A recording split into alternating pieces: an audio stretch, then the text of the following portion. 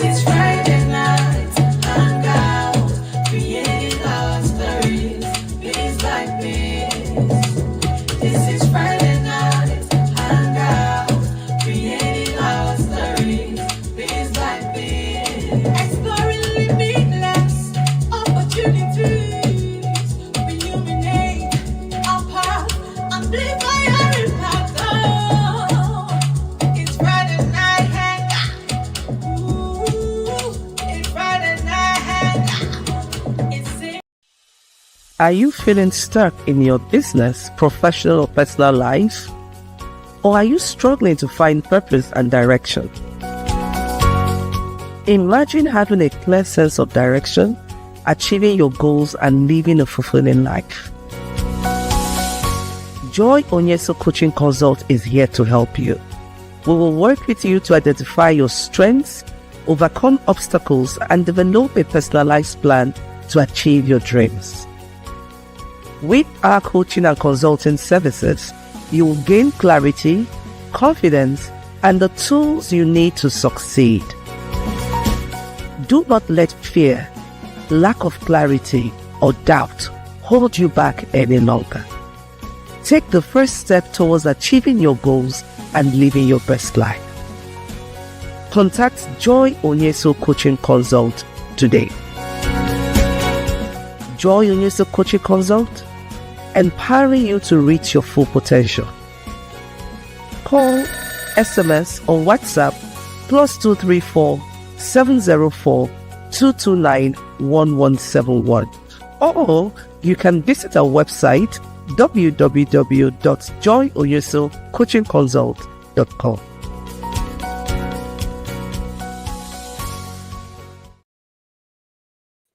Hey!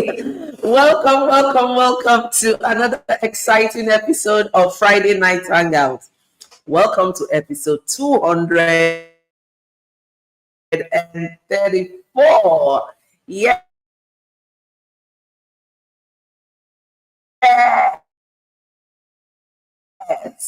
Oh my goodness. But as usual, I'm always excited to show up here to be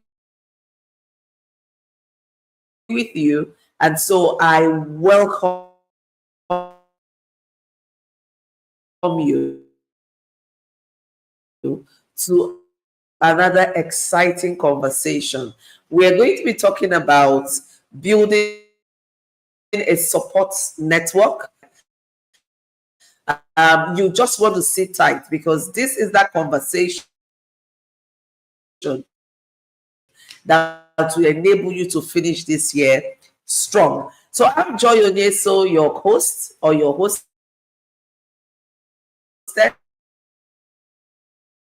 or your convener, whichever one you like to take.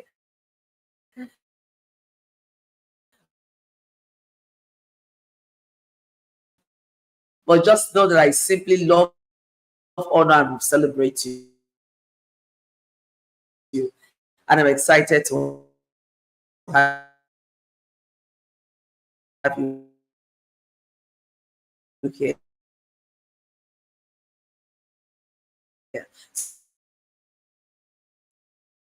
So let's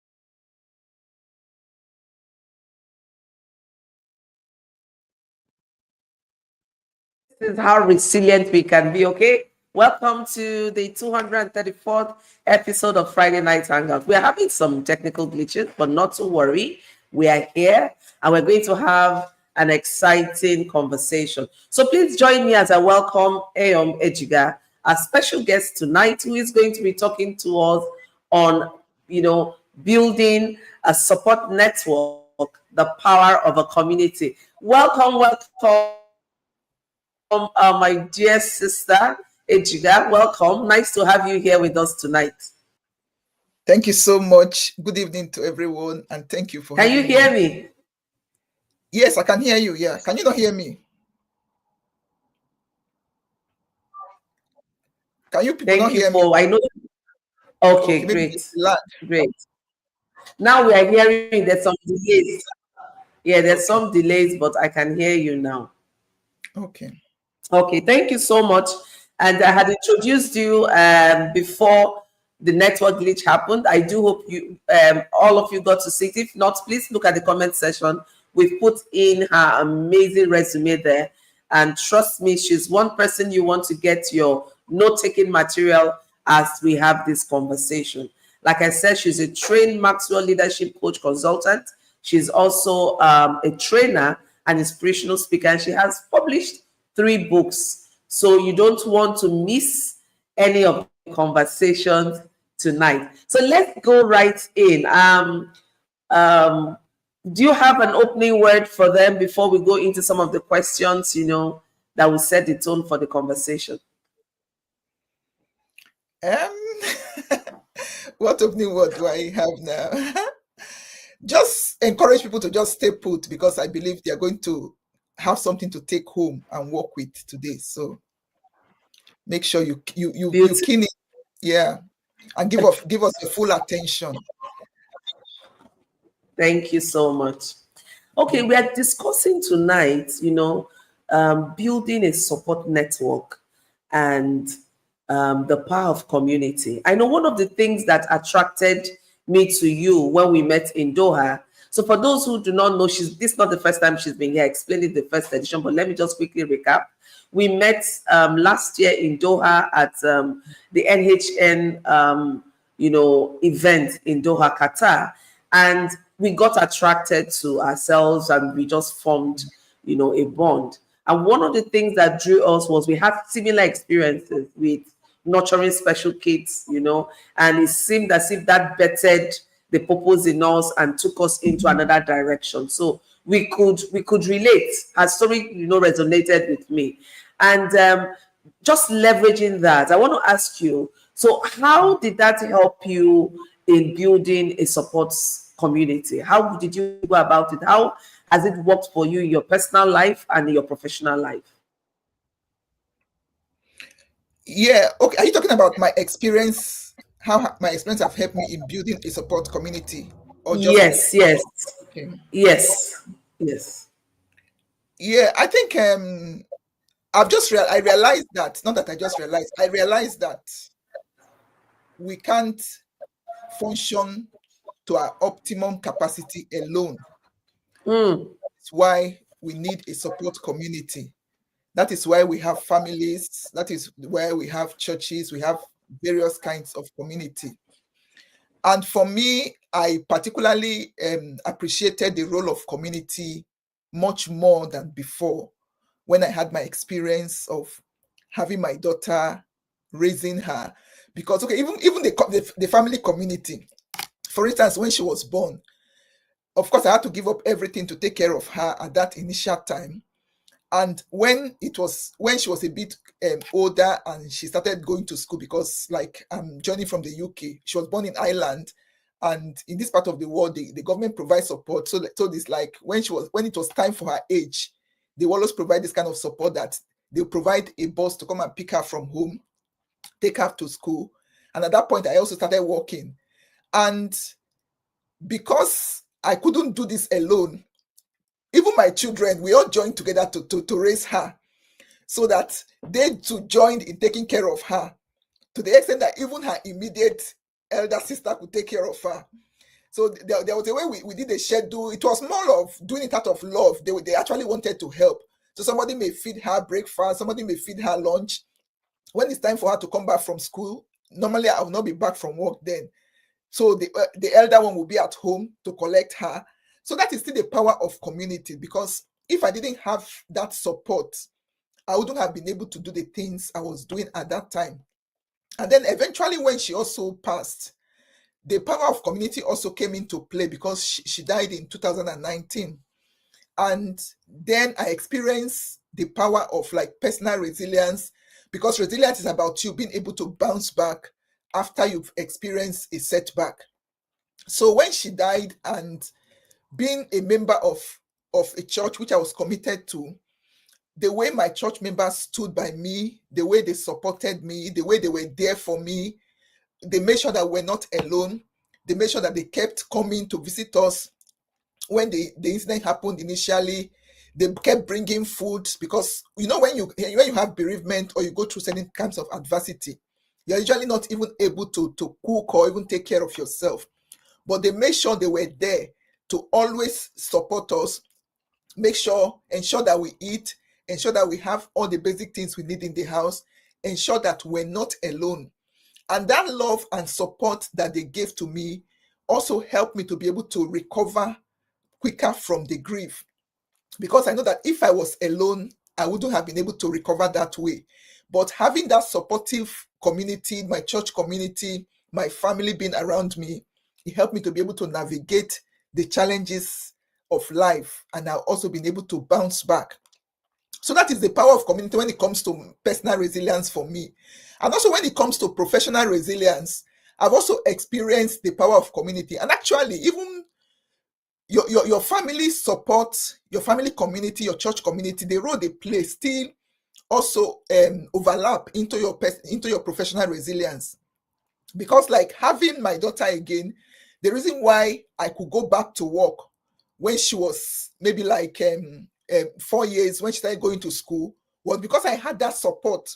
So that family support also helped me to still be able to bounce back and go back to work, because I know that even if I'm not there to collect her when she comes back from school, I have family members that could help.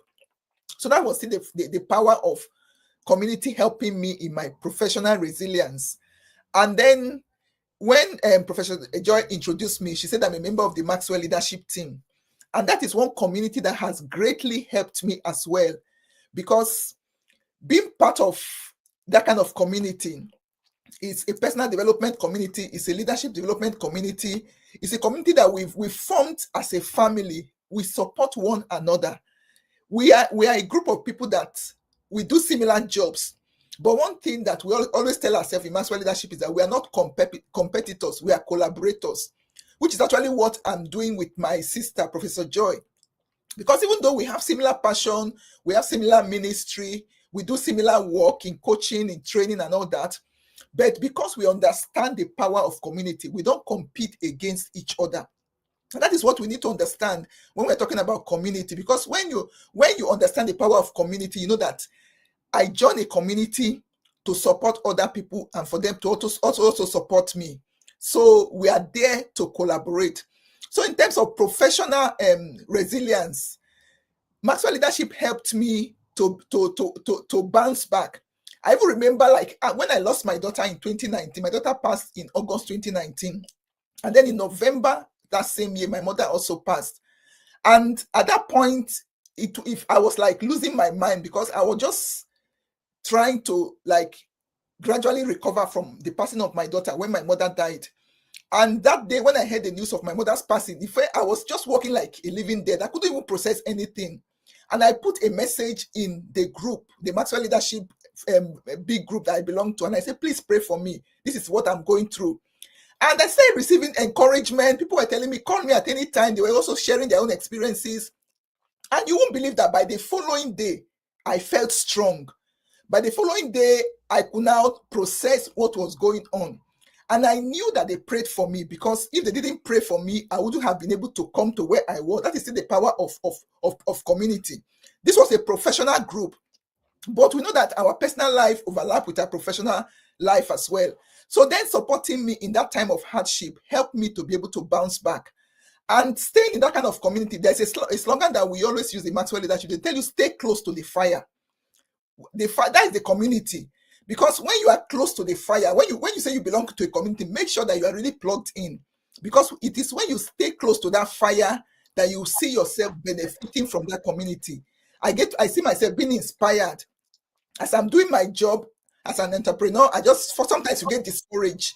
But when you stay close to the fire, when you plug into the community, you come there, they share their own experience, it encourages you. And then you just realize that you just keep moving. And then talking about the power of community again, when it comes to professional life, there's a quote that says, people don't quit jobs, they quit people. So each time you are in a community that you realize that you are really plugged in, they are supportive, they encourage you, they inspire you, you find that you don't want to leave that kind of community. If it's a job, you don't want to leave, even if the pay is not much. But because of the community around you, you see that people stay longer in a job where they've bonded with their team members, where they have a manager that is understanding. And of course, I also experienced that in other jobs that I have done. There's a particular lady that was my manager. She was not even married, but she was very understanding when she knew that I had a child with special needs. She made me have like flexibility. And because of her, I stayed in that organization longer than I would have stayed. And of course, there are other places that you go to and you find that if you don't find a supportive community, you don't also want to stay long there. So I think I will just stop there in terms of having the role that resilience play, or the role that community play in personal and professional resilience. Right, so I hand over to you now, Professor. Wow. Thank you so much. Thank you so much. Stay close to the fire. You want to get plugged in, you want to stay warm, so stay close to the fire. Now, what are some barriers we have as women that would make us not to ask for help? Like you mentioned, when you lost your daughter, lost your mom, you were able to say, please pray for me. This is what I'm going through. Now, some of us feel hesitant to talk about what we're going to reach, identify where we fit in, and work on ways of overcoming some of these stereotypes or barriers. Yeah, I think some of the barriers that we face, one major barrier that we face is pride. Sometimes people feel that if I ask for help, they will say, "Oh, she does." So are you this ignorant? Are you this dumb? Because of that, they keep quiet. Or are you this weak? So pride is one major thing that stops community from blossoming, and that stops us from getting the help that we can from community. So pride is a major one. And then another major barrier again that stops women from seeking help or connection within community is fear. Many times you are afraid, like when you are reaching out, will I be accepted? Will they reject me? What if they begin to talk behind me? What if they use my story? What I'm trying to the area I'm being vulnerable with them and sharing with them that I need help. What if they begin to gossip about me? So because of so many what ifs, the fear that we have, we are also afraid to maximize the benefit that we can get from community. So a fear of the unknown. So sometimes you are joining a community and you are not sure. I don't know, with their values align with mine. What if I join? I hope I won't regret. Especially when, like as women and generally as human beings, there are certain experiences that we have had that have not been very nice, maybe within certain communities that we've been part of in the past. So the fear that I don't want this to repeat itself again can also hinder you from plugging and enjoying the benefits of community. But on the other hand, knowing these barriers, one of the ways that we can mitigate against these barriers is, before you join a community, find out what they stand for. What is the why of that community? Why does that community exist? What are their values? What are their goals? So when you know why it exists, you can now begin to align your own values. Of course, you must know your own value as well. So if you know what your values are, for me, I know that my value is growth is a big value for me. Integrity is a big value for me. So, like, compassion is a big value for me. So when I find that a community that I want to join also embraces this value, then I know that, okay, then it's a good match for me. So know what that community stands for. And then, of course, when you know this now, you'll be able to now plug into the community. So I hope that answers the question. Honestly, in this day of social media technology, with virtual platforms, it's so easy to plug into so many communities, right? And the Yeah. challenge is we don't even know if these communities fit our values. We're just finding ourselves everywhere. We get overwhelmed. So this Yeah. is very key. A community where you cannot express yourself, a community where you do not feel safe, a community whose values do not align with yours. That's not a place for you to be. And it's not wrong. The truth is, you can't be in every space and feel comfortable. So find your tribe. But one key thing about finding your tribe so that you can thrive is you knowing yourself. And that Yeah. brings us to being authentic and knowing our kind of personality. Maybe you want to talk about this a little bit and then also talk about the workshop that is coming up very soon, where we could have personality assessment and all of that. So I think this would be a good time to talk about being authentic personalities and all of that. All right. Thank you so much for that. Yes, of course. Okay, I'm hearing the echo. I hope you guys can hear me anyway. Yeah, so when we talk about, I talk about you before you join the community, you know their values. But how do you know whether their value align with yours if you don't even know your own values? And in knowing your values, you really need to take time to know yourself. This is an exercise that you need time to sit down and reflect. Of course, everybody has values, but sometimes we are unaware of these values. There are certain things and that is why you get angry when people treat you in certain ways, because they are violating something that is about you. But when you are unaware of these things, you might just be walking blindly and, just like you said, jumping into every community that you see. So yes, we're talking about you joining communities, but you also need to be selective of which community is going to build me up. Because if you are joining community, it's because you want to be built up. The Bible talks about, like, I think let me look at that scripture. It's Ecclesiastes chapter 4, verse 9 and 10. It says, two are better than one because they have a good return for their labor. It says, if either of them falls down, one can help the other up. But pity the one who falls alone and has no one to help him up. So this to tell us that we join community because we want somebody to hold our hand. We want somebody to help us. And we're also there to help other people, to hold other people's hand as well. So you must know that community is a give and take. It's not just, if you go to a community just to take, you will find yourself getting frustrated because people will also get tired of you taking and not giving anything in return. So know that I'm going with the intention of giving, and then hopefully I will also get something back. So when you don't know yourself, then you become vulnerable to a lot of things as well. People can take advantage of you. People can violate you. But when you know yourself, you know what your values are. You know what your strengths are. You know what you are bringing to the table in the community. Then you can join with confidence. The reason why, for instance, when I heard about the Doha event last year, when I was going, I didn't even know anybody. And when I left, people didn't believe that I didn't know anybody when I came, because almost everybody that was in that conference got to know me because I knew what I stood for. I went because the theme of the conference resonates with my personal mission. And when I went there, I also know that even though I'm going to learn, I also have something I can offer. And this is because I've taken time to develop myself. I'm still on the development journey because it's a lifelong journey. I've taken time to develop myself. I've taken time to do some personal assessment that makes me to know myself. So even if I'm joining any community, I know that I'm not a parasite. Yes, I might get something from them, but I also add something to them. And that is why, like Professor Joy and myself, we're having a year-end workshop. We call it a strategy workshop, where we are going to take time to understand ourselves. The workshop is in three parts. The first part is reflection. You're going to take time to reflect on your journey. How has community been helpful to me in this year? Which community has benefited me the most? So you're going to evaluate yourself in terms of your own personal journey, in terms of working with people, in terms of just personal reflection in various areas, how this year has been.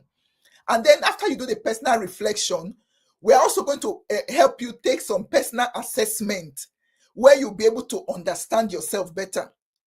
Because one thing I've come to realize with personal assessment, that when you take it, it's like you say, okay, this is why I do what I do. This is why when somebody talks to me this way, I'm not happy about it because they are violating one of my values. This is why I am like this. This is why other people are different from me. So they're also going to be like personal assessment that you will take. And then we also have as a bonus the Maxwell Leadership this assessment. That one will give you a 30 or 30 page report about yourself. In fact, a lot of people when they do that assessment and they get the report, they say it's like, has somebody been stalking me? Because it will tell you a lot of things about yourself, your strengths, your leadership qualities, areas that you can still grow, areas that you can harness on knowing that this is an area that I'm strong in. And then doing all these things help you to understand yourself, that when I'm joining a community, I know what I'm bringing to the table. You know, I was saying one of the things that stop women from joining communities is fear. But when you know yourself, you'll be able to overcome that fear, because you know that, yes, I know why I am joining this community. And I know that in as much as I expect to get something out, there's also something I'm bringing to the table. And then the top part of this workshop we are having is strategic planning into 2026. Because I believe that each year should be better. You should be a better version of yourself tomorrow than you are today. There's a quote that says, if you will not be better today than you were yesterday, or if you not be better tomorrow than you are today, what do you need tomorrow for?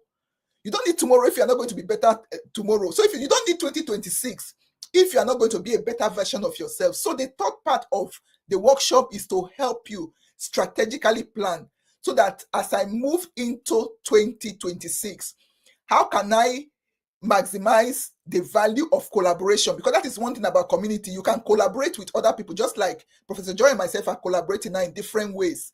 How can I grow myself? In what ways? Having known my strengths, having known how I performed this year, how can I take it to another level? So that is what the workshop is about. And the good thing is that you can join in person. It's going to be taking place in the United Kingdom, in Reading, at the Hilton Hotel. But we're also making provision for people to join us virtually. So if you cannot be here in person, you can also join us virtually, and you will get the maximum benefit from it. Thank you.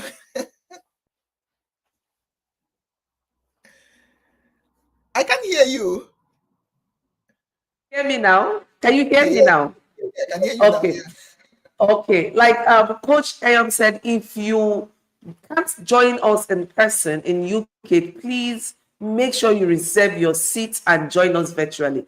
This is one workshop you don't want to miss. I love the bit about the reflection and repositioning. It's just super. This is what you need to end the year very strong, and then even start 2026 stronger. So you don't want to miss the reflect, refine, and reposition for 2026 process. This is it. It gives you clarity on how to move forward. You would even know, some of us, after attending this workshop, there are some communities you will exit, because you will find out that their values do not align with yours. They are just wasting your time. And then there are some communities you will strategically position yourself to be a part of. And for some of us, we might even start our own community. Who says you cannot build your own table, right? So what we want you to do is, at the end of the day, for you to know yourself, for you to be authentic, understand the values that are important to you, and really understand that no man is an island. You need a community to work with and to support you. And so, Coach Ayom, what will be your final words for us tonight? My final word is, we should strive to find our own tribe. Because we can't, okay, like there's a quote that says, if you want to go fast, go alone. But if you want to go far, go with people. So if you want to go far in life, begin to find your community and plug into it. You don't, even if it's one or two communities you belong to, that you know that aligns with your value, is stretching you, is inspiring you, is bringing out the best in you, then just plug into that community. Don't join too many, because if you join too many, you will not be able to commit to it. So find your tribe and make sure that you plug into it. All right, it looks like we've lost Professor Joy now. Thank you so much. Can you hear me now? Okay, yes, I Can you can hear hear you. me? Yes, I Okay, can. thank you so much. Thank you so much, Coach Young, for making out time to share from your wealth of knowledge. It's always a privilege. It's always an honor to have you join us at the Friday Night Hangout. And we can be sure we're going to have you back again because each time you come fresh. And so we don't take it for granted at all. Thank you so much. And listen, like we said, find your tribe, plug in, stay warm.